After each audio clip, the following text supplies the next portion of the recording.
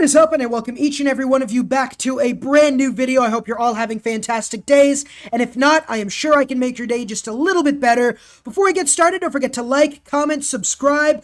Am I forgetting something? Did I tell you guys to subscribe? Because that is something you should definitely be doing. We are back at it with the top 5 tips for Civilizations to 6. Now, I don't want to toot my own horn. I don't want to stroke my own chicken. I don't want to, I don't have any more analogies for that. But I'm pretty good at the game, right? I consistently play Deity difficulty. I win about like 90% of the time, I'd like to say. So I'd like to think I, at the very least, know what I am talking about. And I thought that I'm going to go for some tips that can help you better your game no matter what victory type you're on. And these aren't going to be the stupid tips you see on the internet. It's not going to be stuff like, get more science, build more units, every 60 seconds in Africa, 1 minute. No, we're not going to do any of that. We're going to give you tips you probably have not heard. And if you have heard, well, congrats, your big brain. I don't know what to tell you. Yeah, without further ado, let's get started into it. Tip number 1, quantity over quality. Now, you might be thinking, what are you talking about, quantity over quality? I want to micromanage my cities and get like 100 population. No, you don't want to.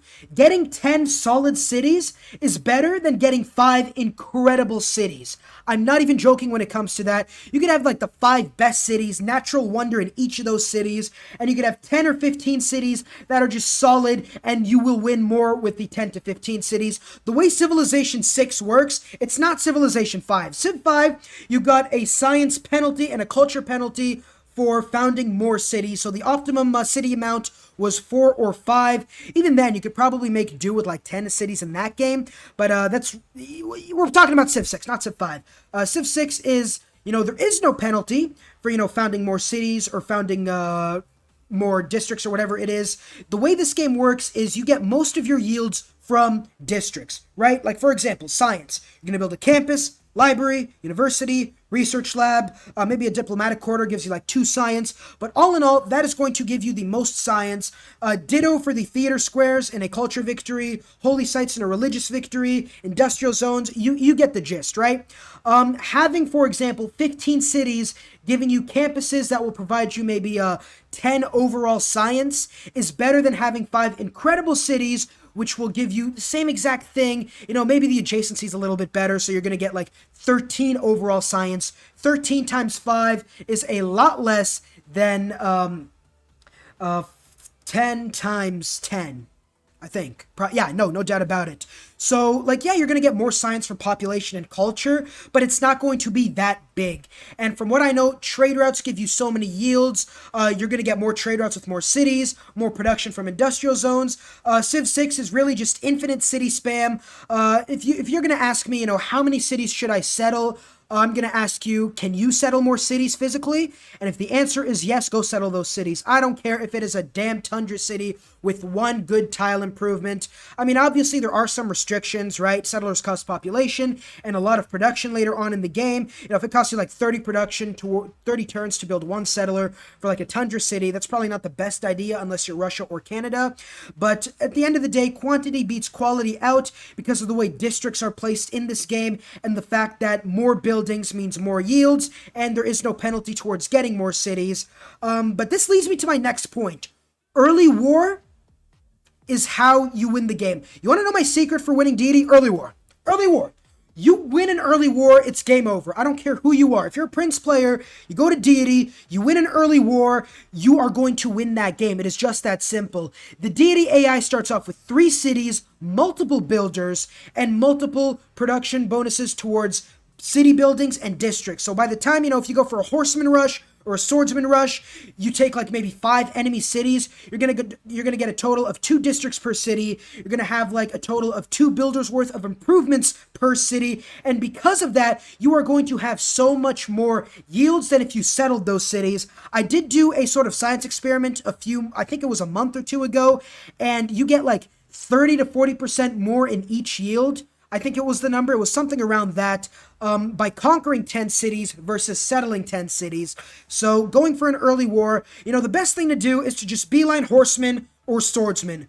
Do not pass go. Do not collect toot writing. Do not do any other thing. You start the game, animal husbandry, archery, horseback riding, mining, bronze working, iron working, depending on what you want to do and depending on your, terrain, right? If you have a lot of hills nearby with no resources or forests on them, you're probably going to get iron. If you're going to get more open land, you're probably going to get a higher chance of getting horses.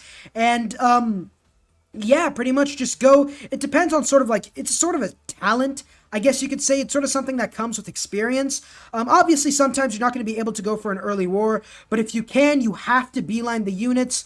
It does take the AI a little bit. The AI is stupid. They're not going to beeline units. They're going to get the cheapest technologies that they've already Eureka'd. They're not going to get walls until turn 50 or 60 most of the time. So by the time you have 3 or 4 horsemen, along with 2 to 3 archers, or maybe even 3 to 4 swordsmen with a battering ram and a great general, or maybe even a night rush way down the line. You go riding, you get your campus, and go for a night rush. That's pretty good too. You take out your earliest neighbor. You're going to have such a massive advantage that you cannot fumble that. It's like winning the lottery and having, Jeff Bezos as your financial advisor or something. You are not fumbling that bag no matter what happens, unless you're not completely clueless when it comes to the game. You get good at winning early wars, which takes experience, right? If you get good at that, you can win Deity. It's just that simple.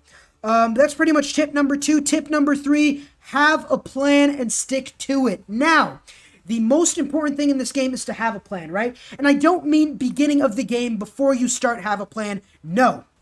We'll get into that a little bit later, but for now, it's just have a plan and stick to it. 10 turns into the game, you're going to know really what your surroundings are, what civs are close to you, what resources are close to you, do you have any natural wonders, what are the city spots looking like, is it a rugged mountainous terrain? You could go for a science victory.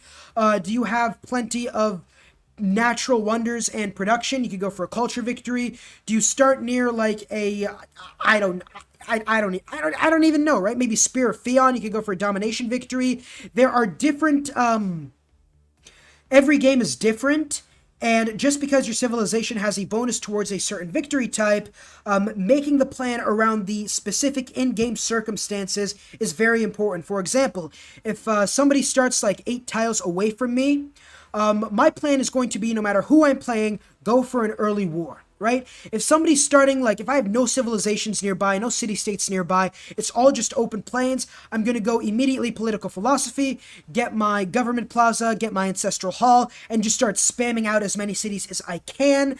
Because, every game is different, right? Maybe I start near a culture natural wonder, and I decide to go for a culture victory. I start near a, I don't even know. Every game is different. Look at your surroundings. Think, okay, what would this help me do, and what do my abilities provide in that function, right? If I'm playing Russia and I start near the tundra, I'm going to go Dance of the Aurora into work ethic, which is what I did as Canada, right? Let's look at my Canada playthrough, which you should definitely check out, by the way. Shameless plug. I'm Canada, so nobody's going to declare war on me, pretty much, for the early game. I started so far away from everybody else that there was no chance anyone was going to declare war on me. So what I decided to do was, okay, I'm starting in the tundra. I don't have any sort of threats from anything except a few minor barbarians. I'm going to go for astrology, found a religion, get Dance of the Aurora, get work ethic, and just get a monstrous cultural empire. Just going to start sim-sitting. I got monumentality in the medieval era, started faith buying all my settlers, got 15 settlers by turn 120, and we're looking really good. Check out that playthrough if it interests you. But, every game is different. For example, if Alexander started 5 tiles away from me, I probably would have went for an early war, for example, and just skipped out on the religion. But every game is different, and this leads me to my next tip. Do not force your bonuses. Now, let's say you're playing Alexander, right? You just have a massive meat stick filled with Hippaspis and Hittyroi. You want to swing around. You got 3 of your unique swordsman units, 2 of your unique horseman units, 3 archers, a battering ram, a great general, and Hannibal's blessing or something, I don't know. And your neighbor is Gandhi. You pray to every single god in existence because you do not want to fumble this bag. You go to war with Gandhi. He has no military units because they all got wiped out in a flood or something. I don't know. I'm just making a story here. You're about to take his capital city when he gets medieval walls and buys 3 crossbowmen, which does happen in Deity, yes. It has happened to me, yes. I have spent many tears on this game, yes. And anybody who says they haven't spent tears and time rage quitting is a big fat liar. I don't care who they are. But at that point, right, you're playing Alexander, you know, I feel like most people, myself included, is, okay, if I don't make use of my unique abilities, I went so far towards going for an early domination game, I'm going to just lose out and I'll have no hope of winning. No, because for the most part, the abilities you have with your civilization, 90% of the time, are next to nothing. Now, what do I mean by that? Obviously, if you're playing like Australia or something, or like Korea, and you want to go for a science victory, you're going to have more bonuses towards the science victory. But if you start near better terrain, you can just as easily go for a cultural victory, if that makes any sense. You know, maybe everybody's going for a science victory and no one's going for any culture, for example. And it might be the same thing in this specific scenario. You know, maybe what I would do is stay outside of Gandhi's territory, make sure he doesn't settle any more cities while I settle as many cities as I can. I don't take war weariness, so eventually he'll give me like 50 gold per turn to make peace. And from there, I'll just start, you know, building settlers, building builders, building units as well, because my unique ability gives me science for that, and maybe go for like an airplane rush, or go for like a night rush, or like a musketman rush or something, and then take out Gandhi. Or better yet, maybe I just transition to like a religious game, right? Or like a science game or something like that, right? Adapt to the circumstances. You don't have to force your bonuses. It's great going for submarines as Germany, but those submarines really aren't going to help you too much. And hey, you know, if you see an opportunity, go for the opportunity no matter what civilization you're playing. Don't pigeonhole yourself into one victory type. It's pretty much what I'm trying to say. And yeah, that's all I got for that. Let's go to a bonus tip real quick, right? I'm going to show you something absolutely... Come here. You ready for it? Get the mod Better Map Tax, or Better Detailed Map Tax, whatever its name is. Better Map Tax is the best mod in Civilization 6, hands down. Anybody who says he does not like the mod is a big fat liar, and his pants are on fire. But yeah, this is one of the best mods in the entire games. It shows you exactly, you know, placing map tax, it'll show you exactly what the end result be for adjacency bonuses. It'll show you like where you can plan your stuff, what you can do, and it is just one of the best helps. You know, I'm not even going to go into depth on this one. You know, this is a bonus tip by yours truly, the Civ Lifer. Go to the Steam Workshop, download the tip, and if you do not like it, I will delete my YouTube channel today. If I find one person that says I do not like this map tax mod, and they say it with a straight face, and they're not bullshitting, I will delete this channel. So this is the last video. Haha, you guys know why. In all seriousness, though, go get that mod. Finally, for our last tip, and maybe the most important one, avoid home runs. Getting a religion is great. Getting the Hanging Gardens is great. Are you going to be able to consistently get these in every single game? No. Are you going to be able to, or should you try to get these in any single game? No. Again, this ties into the have a plan and stick to it, as well as don't forcing your bonuses. On the higher difficulties, right? This is something that a lot of like lower difficulty players struggle with. When you get to the higher difficulties, the only way you're going to get a religion is if you go balls deep into that religion. Just absolutely neck deep. You have to go astrology first technology, whether it's boosted or not. You have to get a holy site. You have to go holy site prayers, or all the good beliefs are going to be taken and your religion is going to be useless. And at that point, right, you're sacrificing settlers, you're sacrificing builders, you're sacrificing defense units, you're sacrificing potential for an early war. And, you know, somebody declares war on you, you're screwed. If you don't get a religion, you're screwed. If you get a religion, but somebody just starts like forward settling like 5 cities near you, and now you only have spaces to settle like 3 different cities, you're screwed. Again, going for a religion or a wonder costs so much. It is high risk and at best medium reward, right? Like the pyramids, for example. Builders gain 1 extra build charge. Wow! Just forget everything I'm saying, guys. 1 extra build charge. Oh my god. The Apadana gives you 2 envoys per completed wonder. Oh my god, somebody call Oprah. This is hard-hitting stuff. No. The bonuses from wonders aren't that good. The only ones that you should go for if you have a chance are the new wonder, the Eta Makani wonder, the one that gives you science, Ruhr Valley for a science victory, for a culture victory, you know, maybe medieval, Renaissance, and industrial era wonders. But like, this is why Egypt isn't really that good on the higher difficulties. Her bonus really doesn't work because 15% production is nowhere near enough to help you get the early wonders.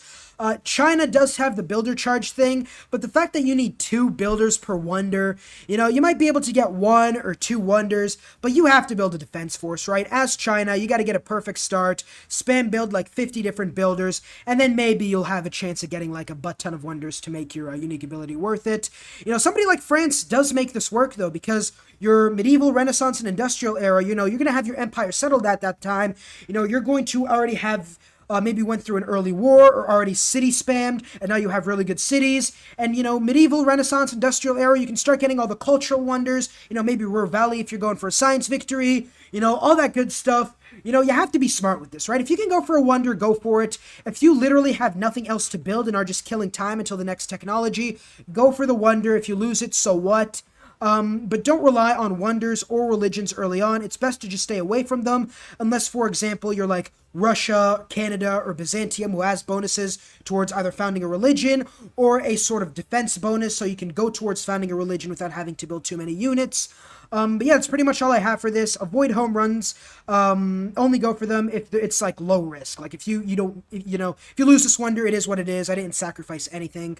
That's gonna do it. Thank you guys so much for watching. I hope you guys all enjoyed, and if you did, there's a big, thick, thick red button down there that will give you a Habsburg level chin. 3 to 5 business days for delivery, obviously, but you click that button. I'm telling you, man. I'm telling you, you're gonna look like the Crimson Chin from Fairly Odd Parents. On all serious note, I hope you guys enjoyed, and I will see you all in the next video. Peace.